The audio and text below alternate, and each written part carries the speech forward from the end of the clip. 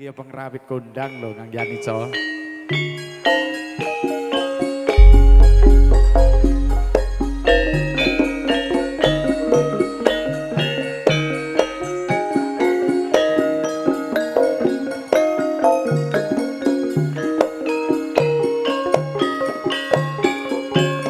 Ampun kesupen mboten dalipun Kang Mas Heri, Mbak Erna Waranggono terbis panggul tanggalipun selangkung Oktober. Pak Kasun Mukitung, Sugeng Rawo, matur sebaik panuwun. Wis dadi antepe ati nanti kapan ngomong bakal tak enteni. Aku wis kebaca tresno yo mung sliramu wis katonan ana motong en pengira bisa turu bayanganmu wis mlebu pikiranku kok kaya ngene rasane mung tansah kangen pengen weruh dheweke apa bisa aku nyanding sliramu wong ayu kang dadi pepujanku tulung ana rasa kangen atiku kanggo ese manis kang tetuhu kangen iki bisa mari yen sliramu wis bisa ngabani tak suwun rina wengi dadi tangga kangene ati iki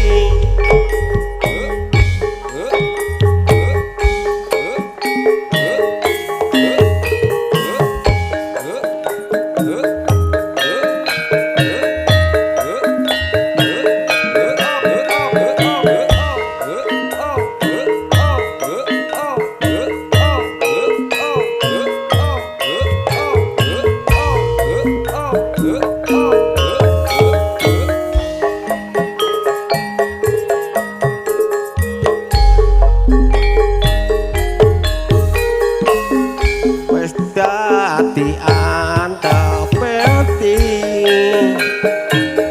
nganti kapan mung bakal tak teni aku wis kebaca tresno ngomong sliramu wis katon ana motong men bengira bisa turu bayanganmu wis mlebu pikiran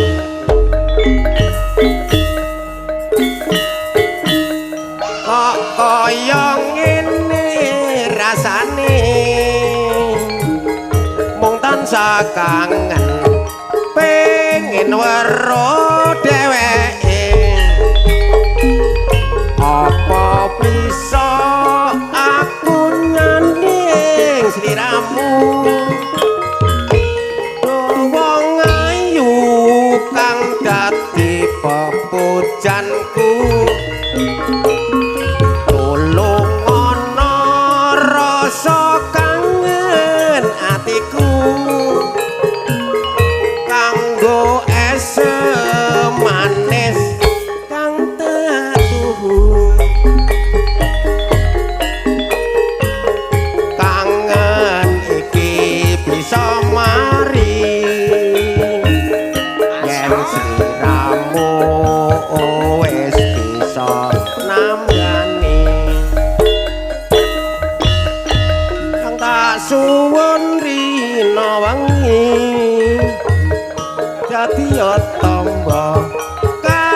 ngene ati iki apa bisa aku nyanding sliramu wong ayu kang dadi pepujanku tulung ana rasa kangen atiku kanggo es manis kang tetuhu kangen iki bisa mari yen sliramu wis bisa nambani kang tak suwun rina wengi dadi ya tangga kangene ati iki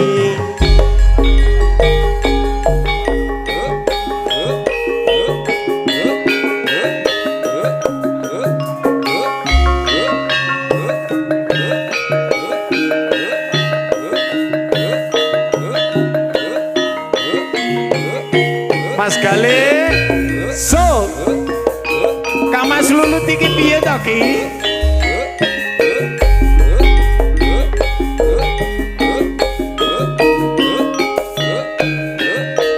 Kang Mas Lulut ingkang widalawotan kelaladan Jombok tanggalipun 19 Juli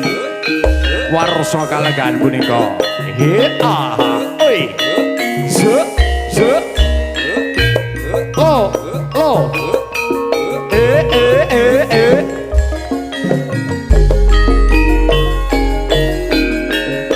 wancine mangsa ketiga mabur munggah ing gegana sinawung ing samirana warna seta nenggih kabuwana kembang randu arat karo lho Kang Gendul durung mudhun nyendung dadi kapuk awakku tansaya remuk iki lho rajane jelek suwe cari limusin tau kepethuk kembang randu wulan suro yen gandamu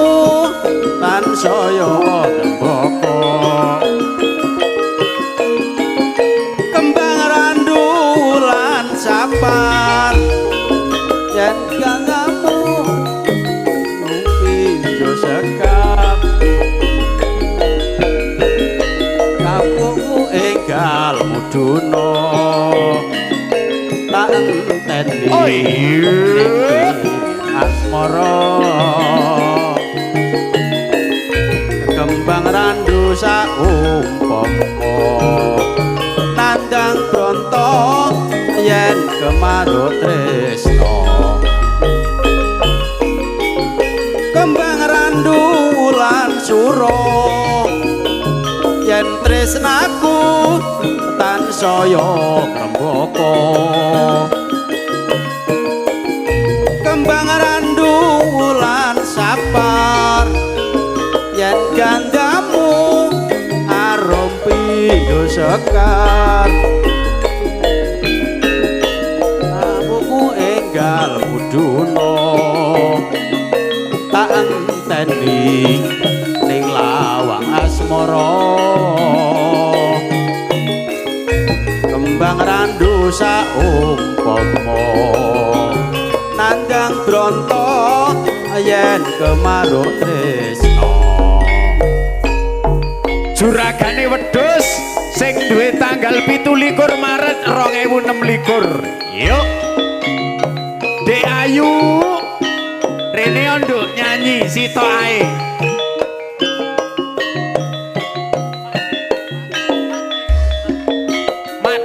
Mak Dewi ning ndi oh mbok biung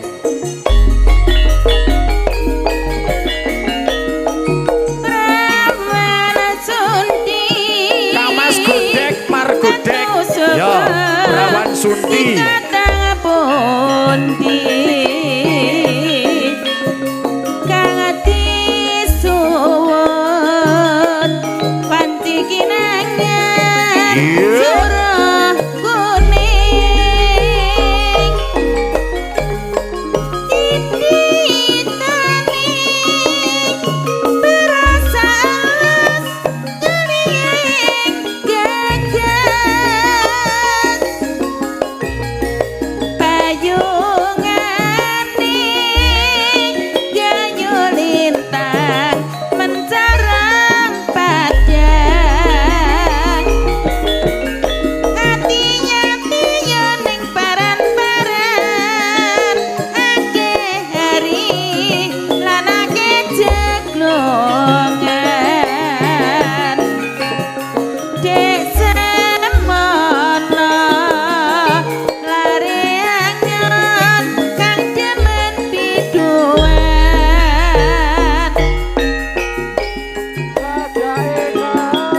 Rangmu enten apa niku dene sampun dangu Dek kakak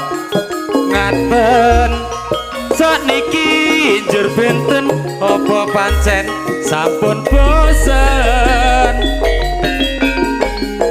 ing mongko prasetyamu naten geger walik watu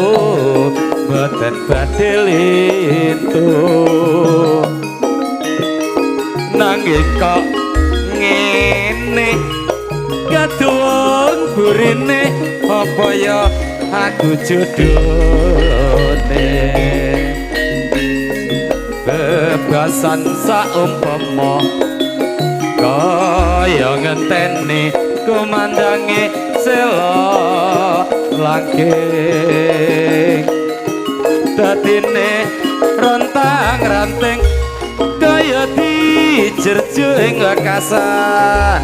rontang manting ayo kakak Sanuri juragane travel ngumbar katresnan mikir bebraya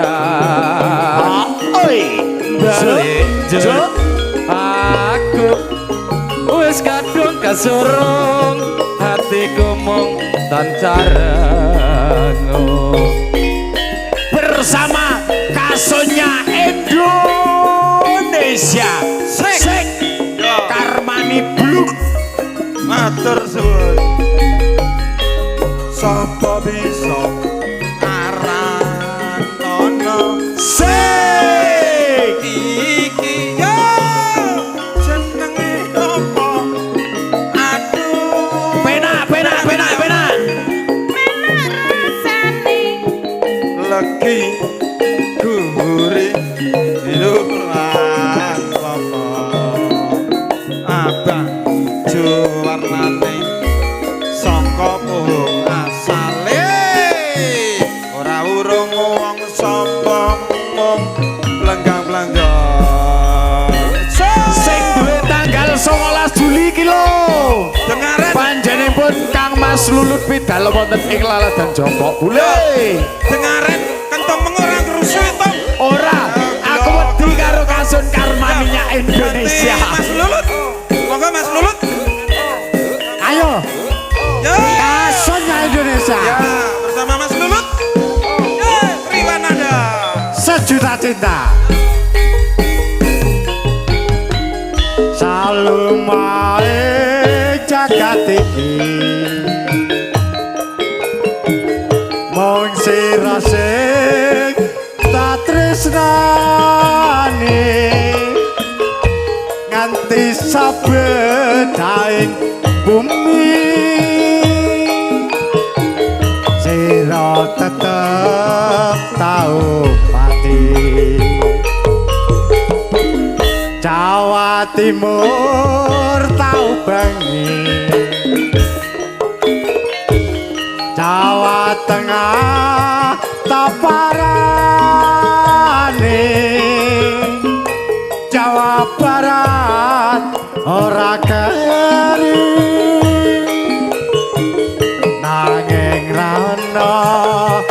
ngerti yang sayang Mas Glondor, sayangku 1000 sayang. Tak cinta,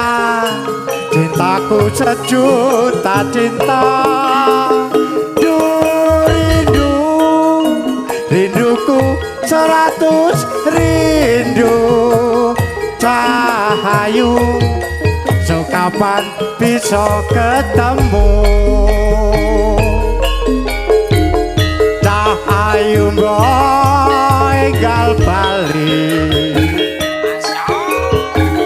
pun kakang tansah ngenteni.